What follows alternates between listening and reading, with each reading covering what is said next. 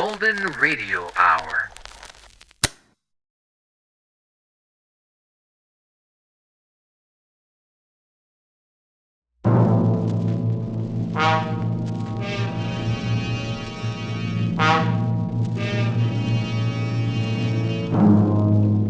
Are you burned up at the high price of turkeys? Can't get eggs for your pumpkin pie? Want to get away from it all? We offer you Escape.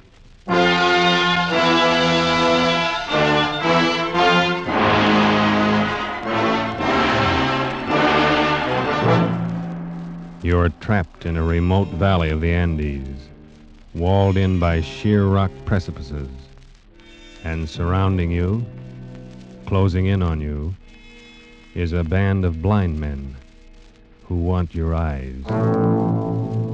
Escape, produced and directed by William N. Robeson and carefully plotted to free you from the four walls of today for a half hour of high adventure. Tonight, we escape to the high mountains of Ecuador and to a remarkable world where sight is unknown, as H.G. Wells imagined it in his curious story, The Country of the Blind.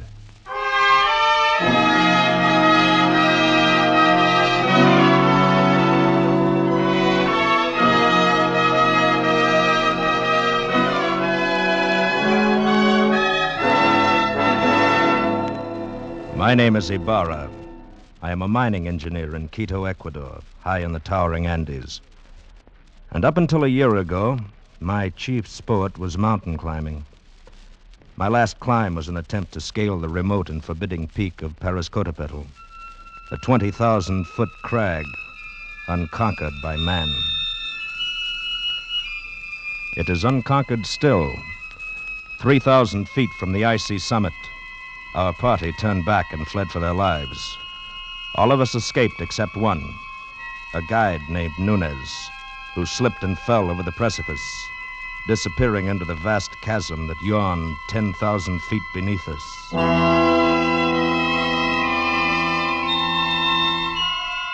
The horror of that man's fall has haunted my dreams for a year. Because of it, I have forsaken mountain climbing for the rest of my life. And that decision still stands, even though today I have seen Nunez. He was sitting on the steps of my shack when I arrived at the mine this morning. At first, I didn't recognize him. He was so much changed. I thought he was a ragged beggar asking alms. Is it you, Senor Ibarra? My name is Ibarra, yes. What do you want? You do not know me, senor. I know, You look like a man I knew once, but he is... Dead? Dead on the slopes of Pariscotopetl? Nunez. No, it couldn't be you. Nunez. That is my name, senor. At least that is the name I remember. But you fell. I saw you fall. Yes. It's impossible that you could have lived. Perhaps the gods of the mountain had some reason to spare me. Nunez, if we'd had any idea that you were alive, but you went down thousands of feet. We couldn't even attempt to find your body. I know. I do not blame you. You could not have reached me. And if you had, I should not have welcomed you at first. But then later... What do you mean, Nunez? Senor, you will not believe what I have to tell. I can hardly believe that I'm seeing you, talking to you. But what has happened to you? You remember that night, the night I fell? Yes. We had been toiling all day, inching our way up a steep ice wall. And as darkness came, we found a narrow ledge, barely 3 feet wide. It's not very wide, but we can get our shoulder wall up, cut off some of this wind. Hal, that'll be welcome. Yes, but first we'll rest a moment. Look at that icy devil up there glistening in the moonlight. There's another 3,000 feet of sheer ice wall to the top. Well, I can see why no one's ever made it. Think we should go on? I don't know. Nunez, what do you think? It is not my place to say, senor. I was hired to guide you to the top. I agreed. What do you really think? If I believed in the gods of the mountain, as the Indians do, I should be frightened now. Why? Because we have invaded the Forbidden Circle. This part of the Andes is unmapped and unknown, senor. And therefore shrouded in superstition, eh? It is an easy thing to believe strange things in this white loneliness. Some of the legends are really fascinating. I've heard of one, something about a hidden valley called the Country of the Blind. Yes. It is supposed to be somewhere down there below us. A fertile valley which was settled many centuries ago, and then cut off by the great landslide of Arauca. But why the Country of the Blind? Well, even before it was isolated, the people developed a strange illness. All of them slowly went blind. After that, their children were born blind. And the legend is that the valley was the home of the mountain gods. It was too beautiful for human eyes. It's odd. Well, it's all nonsense. Yes, of course. Would be pleasant to find it, though. You know the old proverb, in the country of the blind, the one-eyed man is king? I doubt that we could ever find it. I even doubt if it exists. Of course not. I was only joking. Yes. Well, now if you're arrested, we'll make the shelter wall. Right. I'll give you a hand in a minute. Believe me, Ibarra, for 2 pesos I'd give up this climb. I never realized Senors, how... I'm slipping! Hang on! Nunez! Nunez!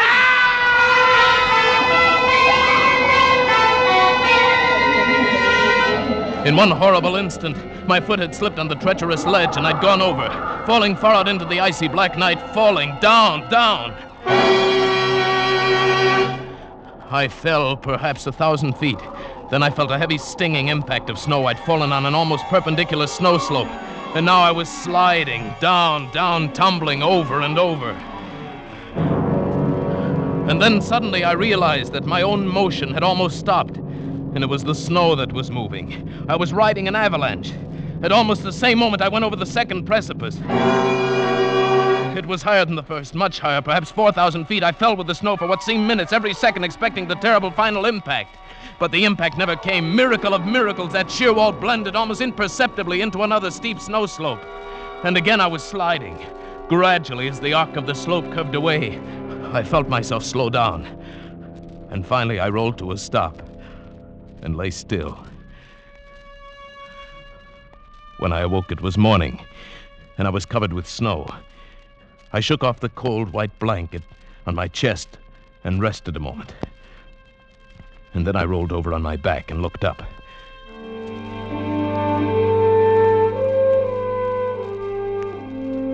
My heart almost stopped as I saw from where I'd fallen. Why, the mountain towered 10,000 feet above me. Then carefully I felt of myself. My clothes were torn. I was bruised and bleeding. I ached in every muscle, but I had not a single broken bone. I lay there and offered up a prayer to the gods of the mountain.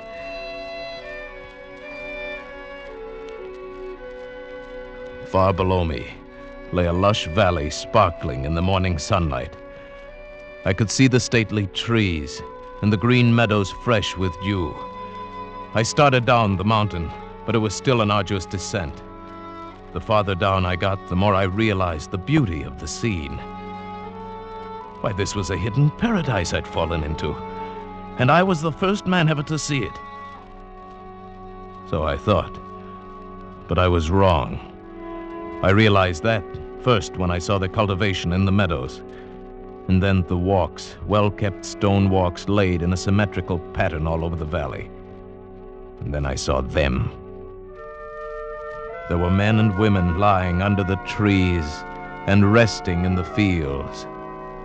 Nearby, a collection of windowless huts marked a village, and the plastering of the houses was done in a wild variety of colors. I thought to myself, the plasterer who did that must have been blind as a bat. Then I saw 2 of the men quite close to me. They were standing on a bridge over the little stream. They were dressed in odd, loose clothing, and there was a strange look about their faces. They failed to notice me as I approached until I shouted. Suddenly they looked up attentively in my direction. I waved. wildly at them, but they took no notice. Why, the fools must be blind. Blind? Could it be that I have fallen into the country of the blind?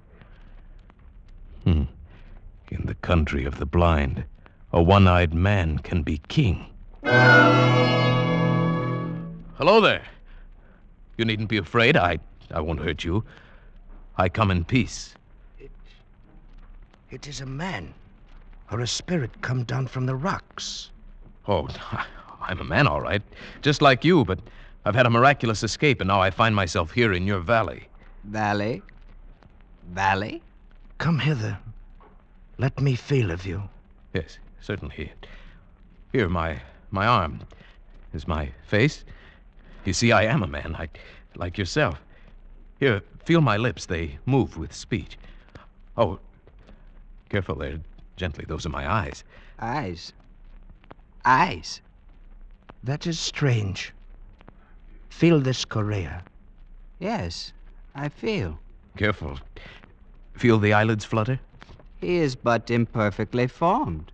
Some strange bulge there. Unseemly. No. You see, your eyes are shrunken in, but mine are whole. I can see. See? Pedro, he is a strange wild one. Where does he come from? He must have come down out of the rocks. No, from over the mountains, out of the country beyond there where men can see. From Bogota, where there are 100,000 people and a city stretches out of sight. Sight? What strange words he uses, without meaning. And feel the coarseness of his hair, like a llama's. Our fathers have told us men may be made by forces of nature. It is the warmth of things, and moisture, and rottenness. Let us lead him to the elders. But no one need lead me. I can see. See? Oh, yes, of course, I can... I didn't see your water bucket. His senses are still imperfect. He stumbles and talks unmeaning words. Lead him by the hand, Pedro. But look, Oh, well, all right. These people had been blind for centuries. They had forgotten even the words associated with seeing. And they thought I was an idiot, only half-formed. Especially when they led me into the pitch blackness of one of their windowless huts, and I stumbled over someone. 1,000 pardons, Medina Sarota. He is a clumsy one. I'm sorry I fell down. I couldn't see in the darkness. Who is this? And what is he saying? He is but newly formed, good father. He has come down from the rocks. He stumbles as he walks and mingles words that mean nothing with his speech. He is a wild man out of the rocks. No, I come from Bogota, over the mountains. You hear? Bogota. He uses wild words. His mind is hardly formed. He has only the beginnings of speech. Bogota? Yes. I come from the great world where men have eyes and see. That must be his name, Bogota. He stumbled twice as we came thither. He must be taught.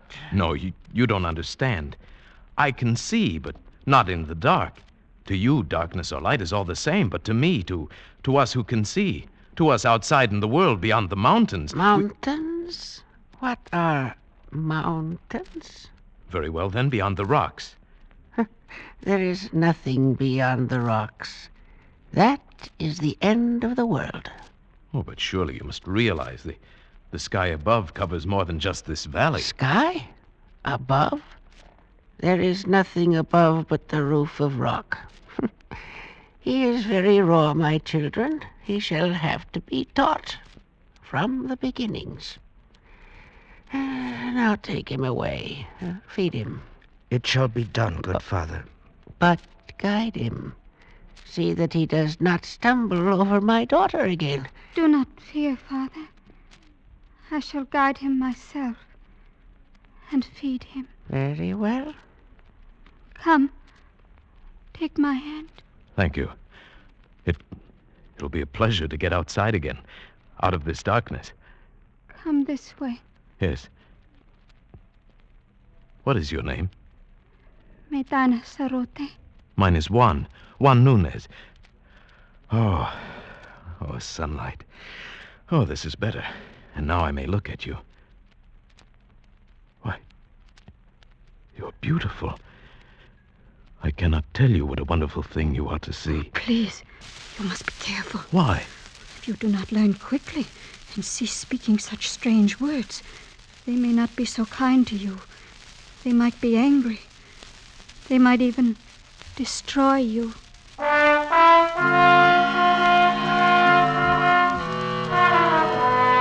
This thought had not occurred to me, and suddenly I had a twinge of fear.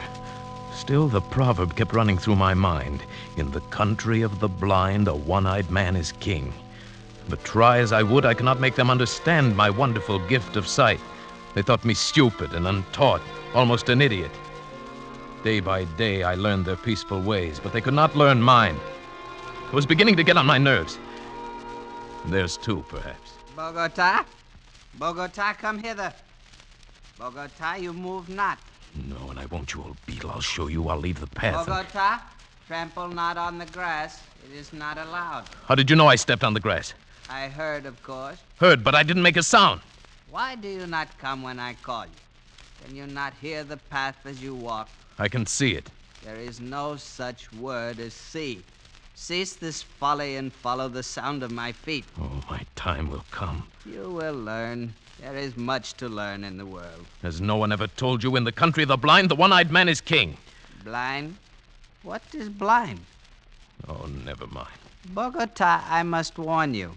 Just keep quiet and learn. And stop this nonsense about seeing. Nonsense, is it? I'll show you I've taken enough of your insults. Unformed mind, got no sense yet. I'll be king here. I can see and I'll be king. Bogota, stop it. No, I'm through with your orders. I'll show you what an advantage sight can be. I can hit you and hurt you, and you can't see me to strike back. Bogota, put down that spade. You devil, your ears are sharp, aren't they? Bogota, there must be no violence. By heaven, I'll hit you if you come any closer. I swear I will. Put down that spade and come off the grass. You don't understand. You are blind, and I can see. I can see. Bogota. I'll hurt you. I swear I will. Put down that spade. Leave me alone! I hit him with a spade and ran. Over the wall outside the valley, back to the rocks, back to the cliff I'd come from. When I reached that sheer rock wall, I knew there was no place to go. For 2 days and nights, I stayed outside the valley. I grew hungry and cold. Then I realized the hopelessness of my position. I was trapped. I must spend the rest of my life here. There was no way out. So I went back. I confess, O chief of the elders, I was mad, I admit. I was only newly made. That is better. And do you still think you can see? No. That was folly. The words mean nothing less than nothing. And what is overhead? Rock. There's a roof above the world, a roof of rock and very smooth. Very well. And Please, before you ask me any more, give me food or I shall die. very well, give him food. Medina Sarate. Yes, Father. And after that, we must put him to the most menial tasks in the village. Guard him well. And perhaps he shall learn yet. Thank you. Thank you.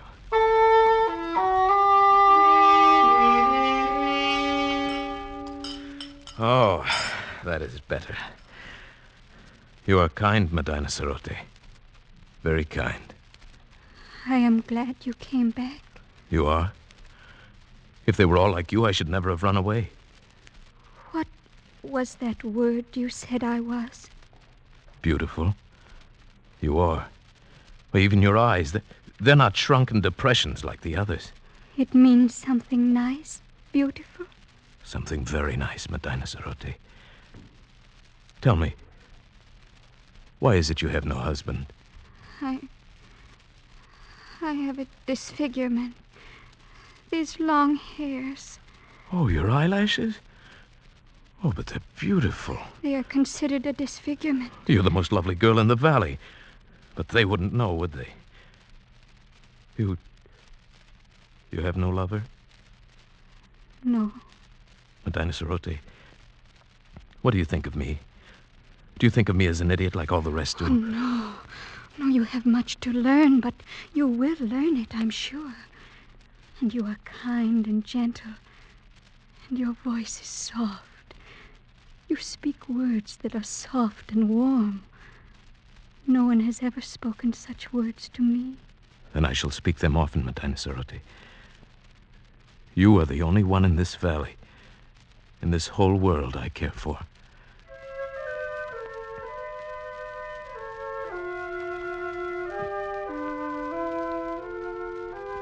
And so it began. I, the village idiot, the slave boy who dreamed to be king. I, with my eyes still whole, fell in love with Medina Sarote, the daughter of the elder of the village. Only to her could I open my heart without fear. Only to her could I speak of the beauty I could see around me. Oh, it is a beautiful valley, Medina Sarote. Green with grass and yellow with sunlight, and flowers, bright flowers dotting the hills. And in the cool of the night, the stars gleam like diamonds in the sky. Oh, the words sound lovely. But what are stars? Stars? Why, No, you wouldn't understand. And what do you mean, in the cool of the night? You still get that confused one. The night is warm. The day is cool. Oh, no, it is you here who have them backwards. Because the darkness means nothing to you. You work in the cool of the night and sleep in the heat of the day, but... You are teasing me. No. Oh. What does it matter? All that matters is you. You. Here beside me, Medina Sarote. I love you. And I love you. I know they still think me an idiot, but you listen to what I say, and you don't think me an idiot, do you? Oh, no. I like to hear you speak. Then, would you marry me? Yes. Yes, Juan. I will marry you.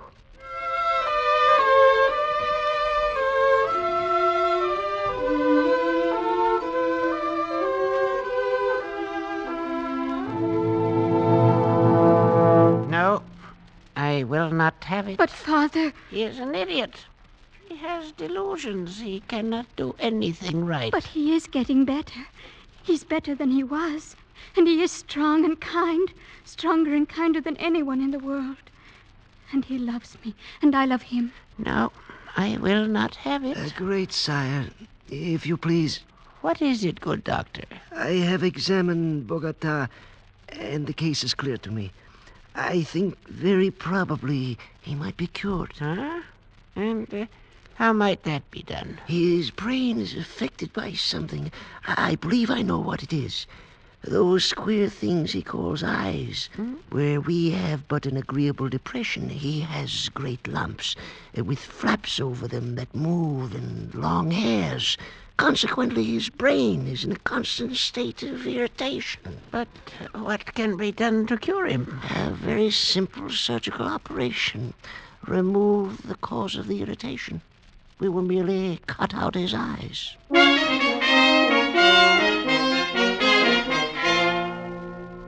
But, Juan, they say it will make you well. It will make you look like us. But you don't understand, Medina Sarote.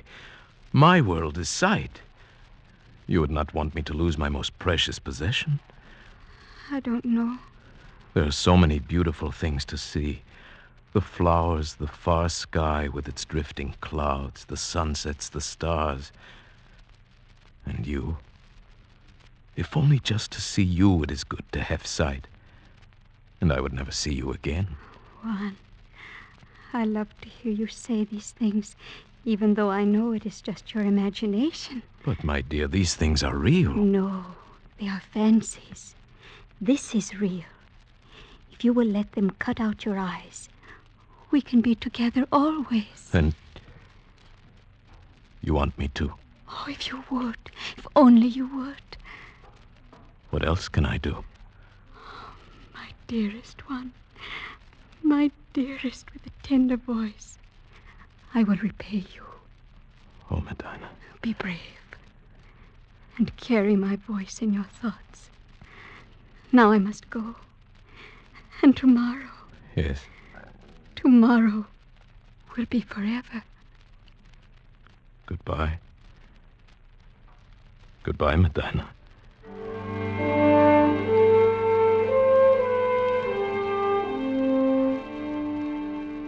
I suppose I knew it then, when I said that. I only meant to go up on the rocks and look out over the valley, to spend my last days feasting my eyes, my precious eyes, on the wonderful, beautiful world of light and color. But when I got there, it was too beautiful, too lovely, this valley, this home of the mountain gods. Beautiful and forbidden. I drank it in. The green of the fields, the blue of the gently curving stream, the orange of the lichen in the rocky crevices. I climbed higher to see the great snow-capped peaks towering above and away to the distant sky, and still higher as the shadows turned the snow to purple and crimson and deep blue. The valley now was far below and as beautiful as a painting. But like a painting, it seemed unreal. Medina Sarote was small and far away, a distant dream. And the world of sight was here, all around, overpowering, wonderful. I turned and began to climb up that sheer rock wall. How many months it took me to make my way out over those mountains, over glaciers and snowfields and sheer precipices, I cannot guess. How I lived through the cold and hunger of it, I cannot tell you. But I'm here at last, back from the country of the blind. Good heavens, man. What an experience. Yes. Terrible and wonderful. But you aren't sorry you came back? Sorry? I see her face clearly now. It is the only thing I see. Nunez, come, you need food. Here, take my hand. Thank you. Where is it, Senor Ibarra? Nunez. Yes. The gods of the mountain have had their revenge. Those months of crawling over the snow and ice, with the sun glaring down. Yes. I am blind.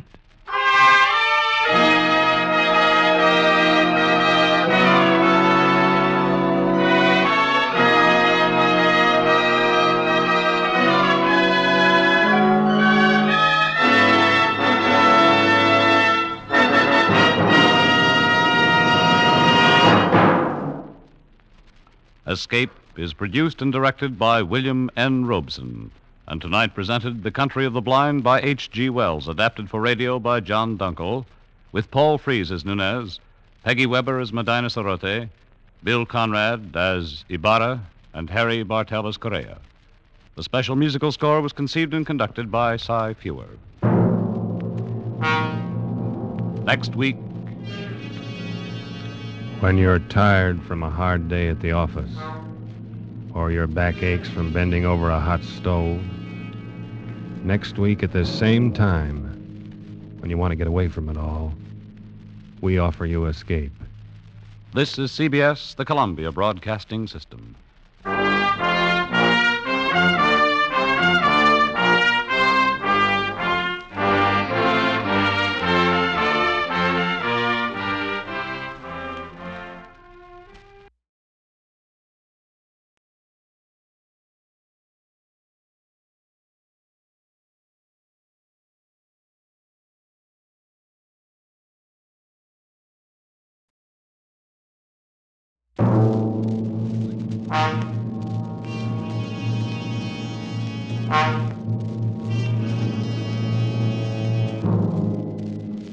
You are alone in the dark forest, and behind you somewhere is the werewolf waiting to drink your blood.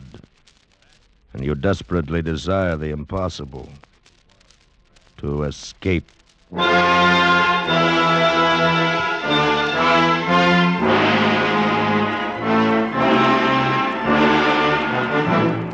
Escape, produced and directed by William N. Robeson, and carefully plotted to free you from the four walls of today for a half hour of high adventure.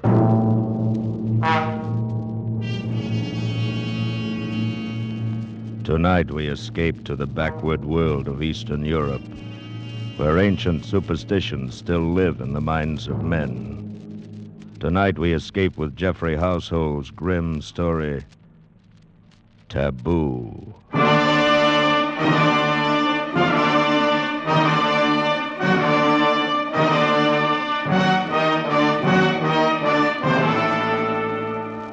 Among semi-civilized peoples, there has always been widespread belief in werewolves, those fantastic creatures supposedly able to turn from man or woman into wolf and back again at will. This belief is still widespread among the simple folk of eastern Hungary, in the district around Zweibergen, high in the gloomy Carpathian Mountains, and I must admit not without some reason. Before the late war, I often spent my vacations in that area, drawn to the dark loneliness by the pull of my Slavic blood. It was the same with her, perhaps, and our kindred ancestry no doubt drew us together. Her name was Kira Vaughan, and she was there with her husband, a pleasant young Englishman. They were obviously much in love, and I felt almost like an intruder when I found myself the only other vacationer in the village. However, they made me welcome and invited me to dinner. It was an excellent dinner. Won't you have some more strawberries, Mr. Shirabiev? Huh? Thank you, no, Mrs. Vaughan. I've eaten far too much already. I cannot say when I've had so excellent a dinner. Thank you. I'm sure I shall get nothing like it at the inn. I should hate to have to stay at the inn. You see, Shirabiev, my wife is one of those delightful creatures who cannot stand to be shut in. She must run free, preferably in the woods, with her hair streaming in the wind. She's quite unusual. Indeed she is, my dear Vaughan. And you may count yourself most fortunate. Oh, I do. Where else should I find so good a cook? Oh, very true. I've never tasted venison quite like that tonight. Delightful. Thank you. Another of her little victories. She delights in outdoing the ordinary housewife. She disdains the village shop and gets her meat right off the hoof. Oh? You do your own hunting? Oh, dear, no. Not that. She's much too kind-hearted and loving a person for that. She's found a new source. The district game warden brings fresh venison to our door. Oh, it's not he, but his son. True, the game warden's slightly moronic son, who is, I'm sure, in love with her. Oh, that's ridiculous. Oh, not so. It's quite understandable. I'm beginning to fall in love with her myself. You see, my dear. Thank you, sir. Seriously, though, I can understand this wild desire to be free. This wish to, as you put it, run in the woods with the wind in your hair. It is some legacy of our Slavic blood, no doubt. Yours and mine and the game warden's moronic son. Somehow we feel at home in these dark forests. Oh, you too. Yes. And I don't. I confess it, I don't. There's something here that frightens me. Something strange and inhuman and taboo. Darling. I'll confess something, Kiraviev. I don't like Kira to go out into these forests alone. Maybe I'm afraid that someday this emotional impulse of hers will get the better of her and she'll just disappear. Like those two men last week. Oh? What was that? Have I missed some exciting happening? No, not really. Though you'd think so to hear the villagers talk. A fellow coming home through the woods after dark just disappeared. Probably got fed up with life here in the village and lit out for Budapest. And, what about the other one? Oh, yes. Well, a search party went out the next day to look for the fellow. When they got back, they found one of their party was missing. Evidently, he'd taken the opportunity to skip out, too. Is that what you really think? Well, why not, my dear? If those men had been done away with, it might have been by something supernatural. And there's no such thing. But might it not have been some wild animal? Oh, the bears around here are harmless and the wolves are not in pack.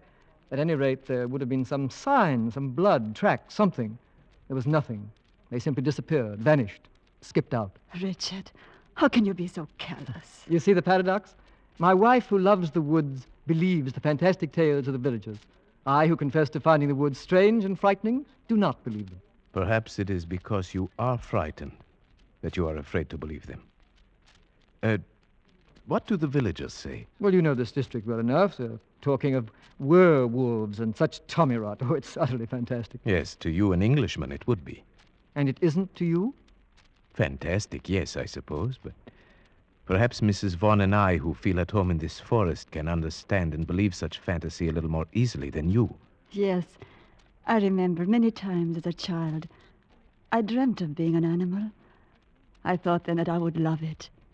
The freedom of the forest. Exactly. That primitive instinct is so deep within us all. A heritage of some dim, distant past. In us Slavs, it lies closer to the surface. Takes very little to bring it to light. Yes, that is true. Well, you've placed my wife in a new life, Shiravyev.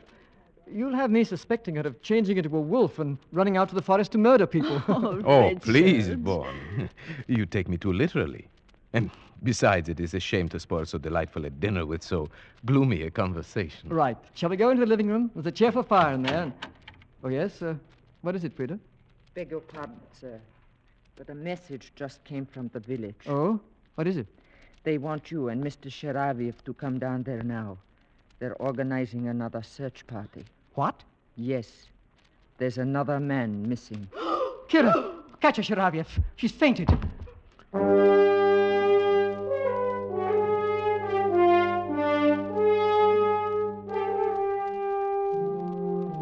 It was only then I realized that these people were under a terrible tension. I was to learn very quickly that the whole village shared it. Every able-bodied man in the district was at the inn when we arrived. The magistrate explained the situation. The grocer. He went into the forest late this afternoon hoping to bag a blackcock for his supper. A little after dusk, a solitary shot was heard. That was 3 hours ago, and he has not returned. But only 3 hours? Isn't there a chance that he might still return? A chance, perhaps, but the other two did not. It will do no harm to search for him.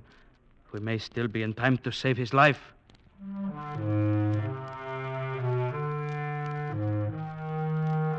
We searched most of the night, and then next morning, Vaughn and I went out again. We climbed to my favorite spot for hunting blackcock, and then followed the trail down to the village, the trail the missing grocer would have taken. I was beginning to be a little exasperated at Vaughn. He seemed to be so casual and uninterested, as if he were convinced that this one, too, had merely skipped out. But I underestimated him. He was a skilled tracker, and suddenly he did show some interest. Wait a minute. Someone has turned aside from the path here. Hmm?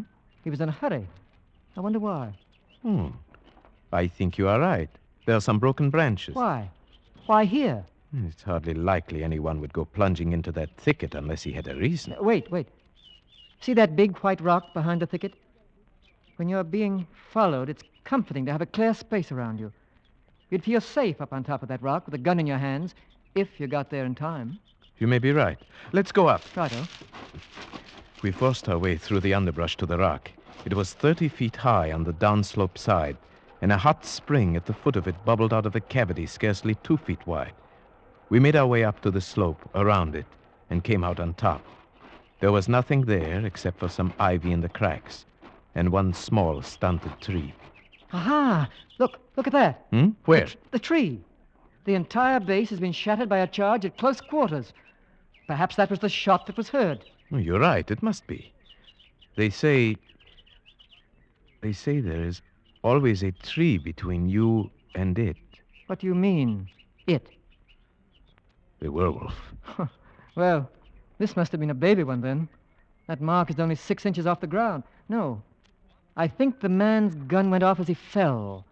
Perhaps he was followed too close as he scrambled up. About here would be where his body would have fallen. Do you see anything? I don't. No blood stain. Yeah, wait. Look here. Oh, but it's just a tiny spot. Well, it's enough. It's blood, all right. And something more. A tiny bit of tissue. Let me see. Yes. Brain tissue. It must have come from a deep wound in the skull, made by something like an arrow or a bird's beak. Or maybe even a sharp tooth. But where's the body? There is absolutely no other sign. No evidence of its being dragged off anywhere. No, I can't see any either. It's very strange. But at least we know one thing, Vaughn. This man did not just skip out. This man was dead or dying.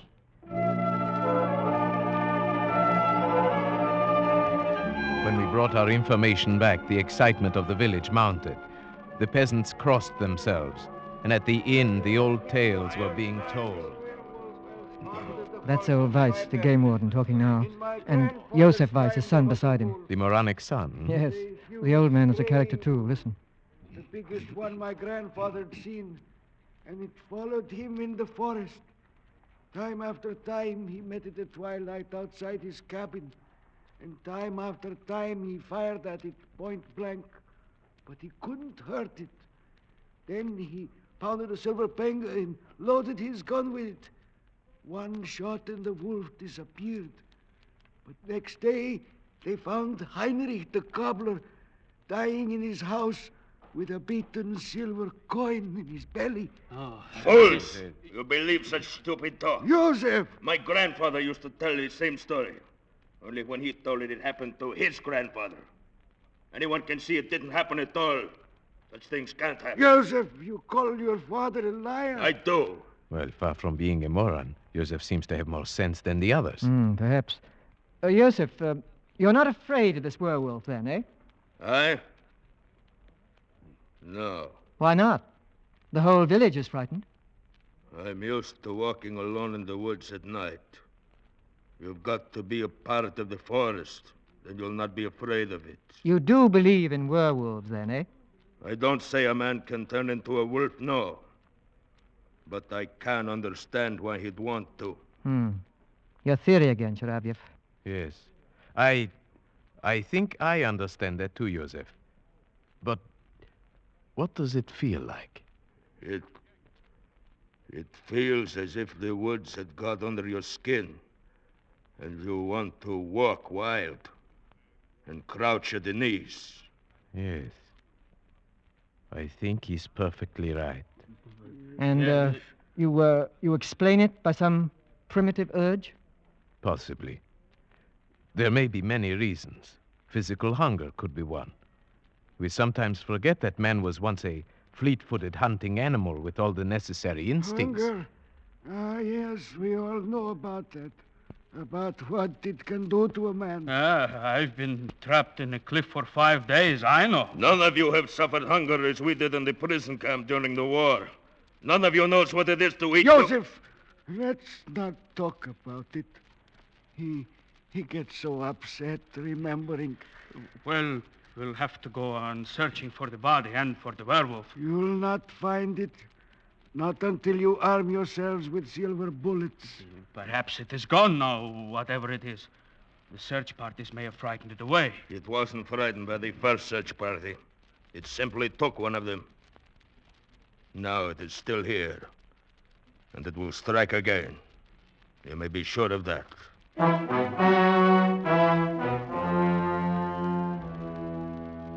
The whole village believed that Josef Weiss was right. They traveled in the woods by twos now. No one went alone. For a week, village life was disrupted. The men beat the forest, the women tried to comfort each other. Kira wore herself out trying to be useful. The village women could not help loving her. But there was something else. Something strange. One day I spoke to Frida, the maid, about it. Yes, she is a strange one, Mr. Sharavyev. Even I have seen her going out to walk alone in the woods at twilight. The women in the village think she is possessed. What do you mean, possessed? I hesitate to say, sir. Come, tell me. They are beginning to say sometimes the werewolf can be a woman.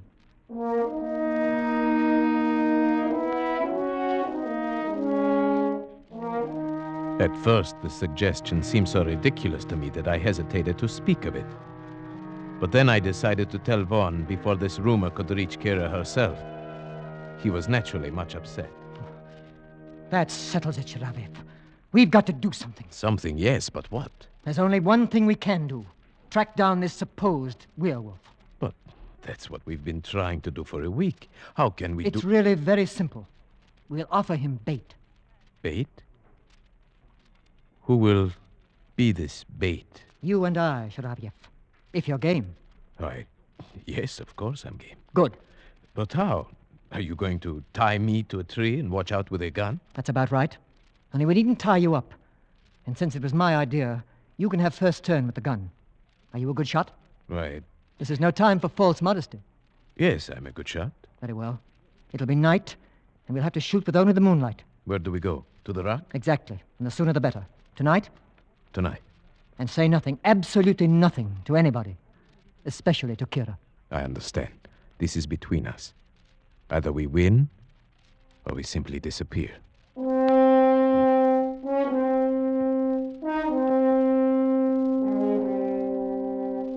It was difficult getting away without telling Kira what we were going to do. She seemed to sense that something was wrong, and she sat staring after us with strange, angry eyes. In the village, Vaughn and I parted and made our ways to the rock separately. I reached there first and settled myself on top of the rock, almost covered by the ivy, the gun across my knees. Presently, Vaughn appeared on the path, and I gave the signal that I was there and ready.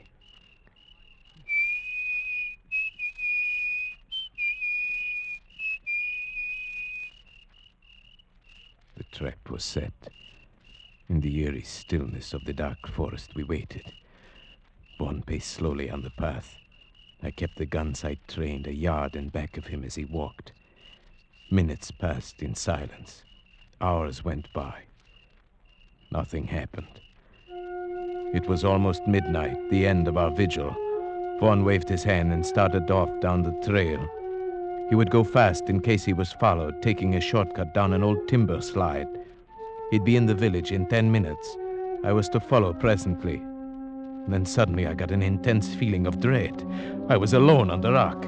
My spine tingled, and then I heard a quick rustle in the ivy behind me. Something brushed my face.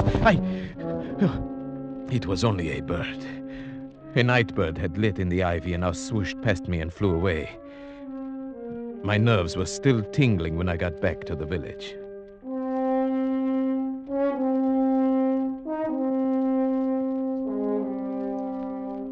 Next day, when I went to see Vaughn, he gave me a warning glance. Kira was suspicious. I could see the question in her eyes when she greeted me. So, here is the other culprit. Which of you is most to blame for keeping such late hours? Why, I suppose to keep peace in the family. I should say it is I. No, you can't get him off that easily. I'm the only culprit, my dear. You see, I've never hunted deer at night. I asked Sharavyev to help me. I suppose you shoot the poor things while they sleep. Oh, no, while they're having their dinner, if possible. You're cruel and heartless, both of you. Oh, it's no use letting her start an argument, Sharavyev. I'll go get us a drink. Oh, yes, thank you. I'd like that. Why do you look at me like that? Was the hunting good last night? No, not very. We didn't get anything, as you see. I'm afraid you'll still have to depend upon Joseph for your venison. Where did you hunt? Why, simply in the forest. Nowhere in particular. You're not telling me the truth, are you? My dear, I don't know what you're thinking, but I assure you... Oh, never mind. I suppose it is best I don't know. But take care of him, please. Of course I will. If anything should happen to him. But what could happen? You know. You understand these things.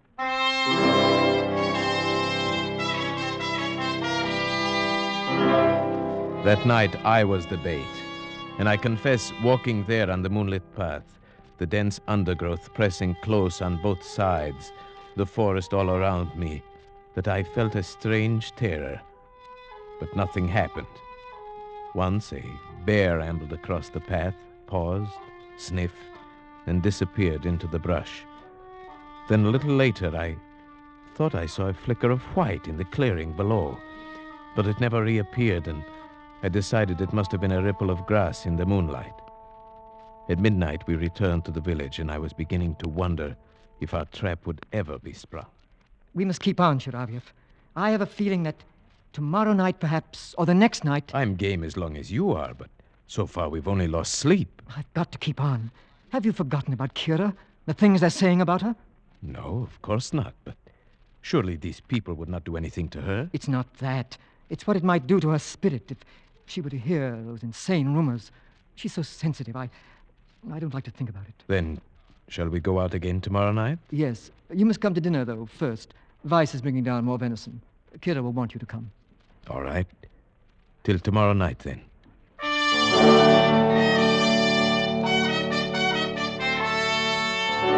After dinner, we went out for our third night on the rock. Vaughn was the bait tonight, and I the watcher. The forest was alive with sound. A deer coughed. The bear came ambling back, as woolly and harmless as a dog.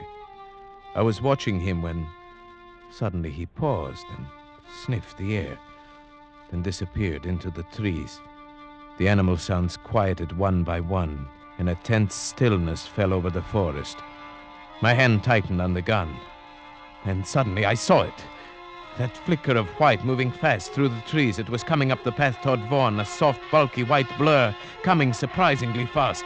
Vaughn's back was turned. He did not see it. My finger tightened on the trigger. It was only a few yards away when he turned. Kira! I started to press the trigger. No, Sheriff, no! Richard! Kira, what are you doing here? Oh, darling, I was looking for you. I looked last night, too. Oh, Richard. Kira, you shouldn't have. It was foolish, terribly foolish. Richard, there was something after me, I know it. That's why I was running. Kira, you shouldn't be out here alone. But what about you? Where's Chiraviev? He's up there on the rock, covering me with his rifle. I'm perfectly safe. I'll show you. I'll hold out my handkerchief, like this.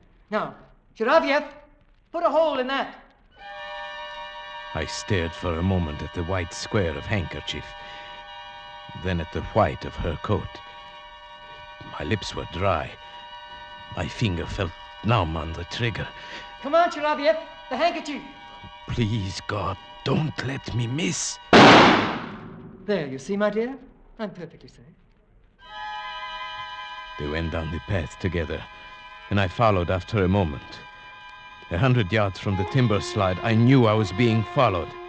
Even before I heard something in the brush behind me, I stopped and turned around. It moved past me, cutting off my retreat.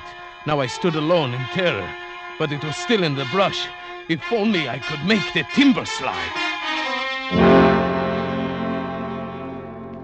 I got down safely. I went straight to Vaughn. He came out of the house to talk to me. I told him what had happened. His reaction surprised me. Chiraviev, I'm sorry I had to leave you up there to face it alone, but I had to bring her down. Of course, I know that. And you must believe this. She never left me. We came down together, arm in arm. We came straight down. You must believe that. But of course, why should I think differently? Then you must realize, whoever it was up there in the brush following you, it couldn't have been Kira. Good heavens, Vaughn. Do you think I believe that preposterous story? Well, didn't you? Even up there on the rock, when you hesitated about firing at the handkerchief, didn't you believe it might be Kira? No. Why, no, of course not. But I did. Vaughn knew my thoughts almost better than I knew them myself. Yes, that was why my lips were dry and my finger numb when I pressed the trigger. I had refused to admit it even to myself. And now was I sure, even now. That night, Vaughn was excited. We're going to get it tonight. After last night, it'll be there waiting for us. Yes, I think you are right. But if you are, we wouldn't want anyone else to come walking in on us. It might cause confusion. Don't worry. Kira has promised to stay at home. She says we're doing our duty and she won't interfere. Do you think this is our duty? No. Neither do I. I never feel that anything I enjoy can be my duty. And now, I really enjoy this. Tonight, I'd like to be the bait. No, it's my turn. I won't give it up. Besides, if it's revenge you want, you have the gun. That's so. All right, then. Tonight, you'll be the bait. That night, for the first time, I regretted ever getting into this mess. As I paced up and down the path, my nervousness grew. Tonight, it would surely come. I felt it. But would Vaughn shoot straight and quick enough? The hours went by.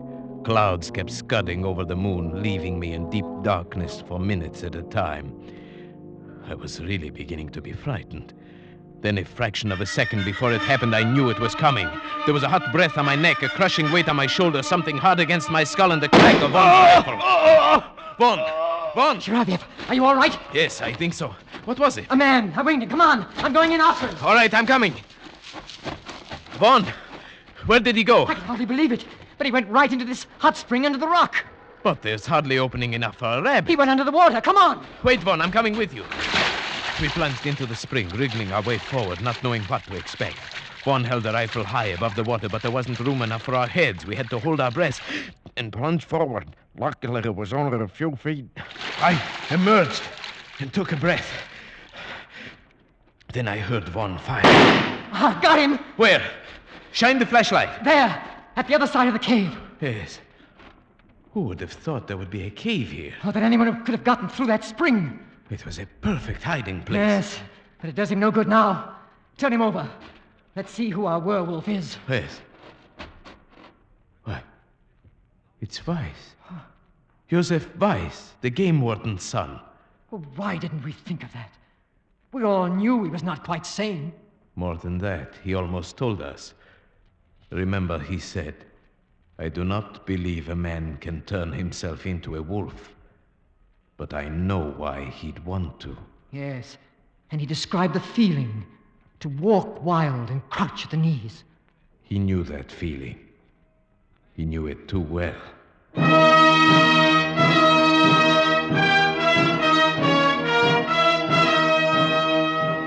Beside Joseph Weiss, we found a murder weapon.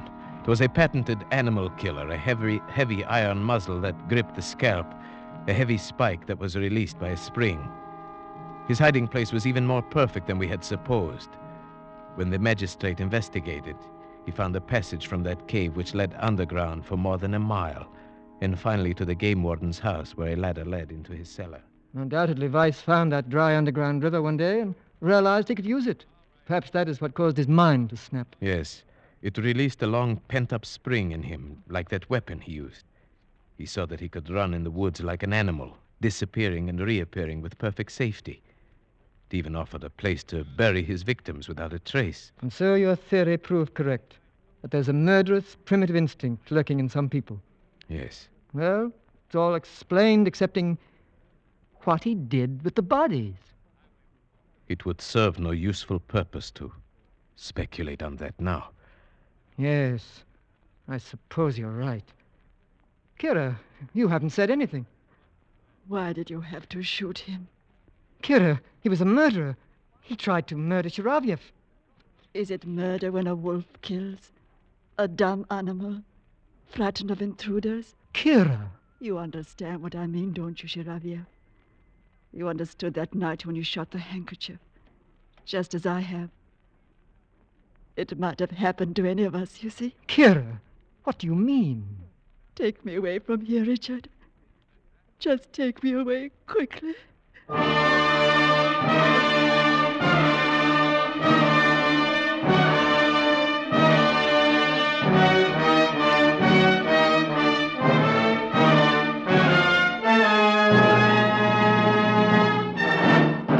Escape is produced and directed by William N. Robeson, and tonight brought you Taboo by Jeffrey Household, adapted for radio by John Dunkel with Paul Frees as Shiravyev, Marta Mitrovich as Kira, and Morgan Farley as Vaughn. The special musical score was conceived and conducted by Cy Feuer. Next week. You were standing on a bridge over Owl Creek with a noose around your neck. You have only a few seconds left to live. A few seconds left to plan your escape. Next week, we escape with Ambrose Bierce's famous story, An Occurrence at Owl Creek Bridge. Good night, then, until the same time next week when we again offer you Escape. This is CBS, the Columbia Broadcasting System.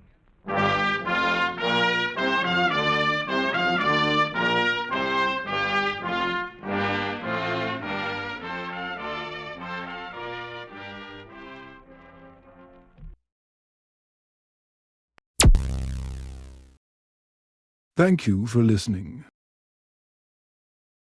Please like and subscribe.